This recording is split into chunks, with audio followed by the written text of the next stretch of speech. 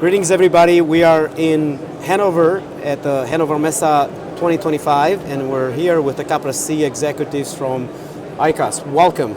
Maybe introduce yourself and your role with AICAS. Lucian, thanks very much. Great to be here. First of all, Johannes Biermann, I'm president and COO of AICAS and been with the company for about 7 years. It's a great industry to be in. Thank you. Thank you for talking to us today. I'm James Hunt, founder, CEO, and CTO of AICAS, and I'm more responsible for internal affairs of the company. Great, thank you for that. So maybe talk a little bit about how AICAS is helping industrial OEMs and operators shift from the cloud-only to real-time, edge-native decision-making, especially in a safety-critical environment. Yeah, so let me take a first stab at that. So very important to understand, AICAS comes from the edge.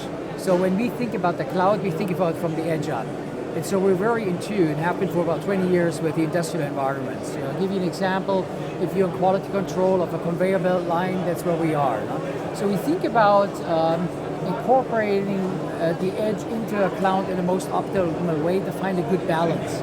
So you can run everything in the cloud, but most of the operations that we look at are running truly on an edge environment. So that comes with bandwidth constraints, latency issues, form factors, and that's what we're honing in on and optimizing. Got it. Thank you for that. Anything you want to add? Yeah, if you really want to improve your edge capabilities, of course you collect data, but then what do you do with the data? You change the software. So you want to be able to update your software to have a more robust and functioning system. Got it. Now, what industrial use cases are proving that AI models deployed at the edge, on device, are not just viable, but transformational so far?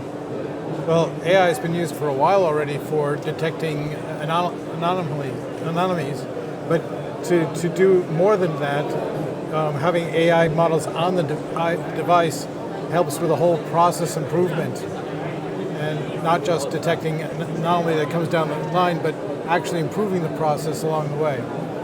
Yeah, Got it. I think particularly about if you do that for fleets of devices, like a large industrial footprint, you want to use the data in AI component to optimize the utilization. For example, avoiding downtime of industrial capacity is very important. No? Got it. Thank you. Thanks for that insights. Now, much of the data is locked in legacy system. How much or how can manufacturing start small but move faster with embedded AI and edge analytics?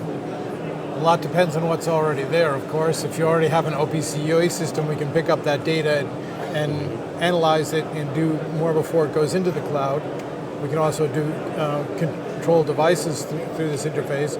But if you need to go lower down, we can actually connect devices into those old systems to provide more insights into what's going on in those systems.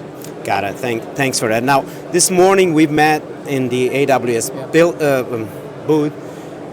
Talk a little bit about how does AICAS and AWS collaboration enable that wouldn't otherwise be possible, especially in terms of the scaling intelligent edge solutions across fleets or factories? Yeah, so very good point, because we were at the booth with AWS, very impressive on the industrial side, lots of focus on AI. And we talked to some of the decision makers there. So AWS provides a very scalable backbone to us, where we can actually, with our focus on the edge side, can bring a cloud attached to the game. So when we focus on integrating actually, for example, data streams or doing software management on the device, on the industrial device, we can be rest assured that we combine AWS services where needed into the process flows, into the data flows. And that's been a very fruitful combination. Our edge device gateway, for example, the most recent product is cloud-based. It runs in combination with AWS services. And if you're a smaller company, for example, you can basically push a button, get it installed on your device or on your control plane, and basically run the AWS services as well. Thank you for that. Now, how do you envision the role of embedded edge AI evolving in industrial landscape, and what hard problems still need to be solved there? Mm-hmm. Okay, do you want to answer that, CTO? Sure. I'm looking at my CTO first, why not? So, right now software is relatively static. If you want to really improve processes, you need to be able to update the software in the field.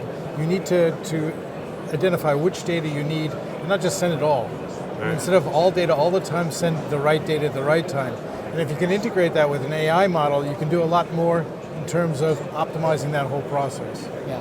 And here's the thing, this is the truth of industrial operations. As probably in any open system, you have to deal with bandwidth issues, network, bandwidth, connectivity, form factors, and also latency.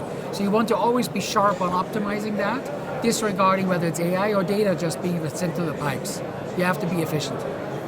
Thank you for the insights, and if the audience have questions, feel free to leverage the hashtag you see there on the screen. And I know you're launching something or getting close to in about a month or so. Any hints you want to give the audience for that? It will be cloud-based. We'll have a little bit of data in it, and it may include AI as well, for sure. All right. Thank you so much.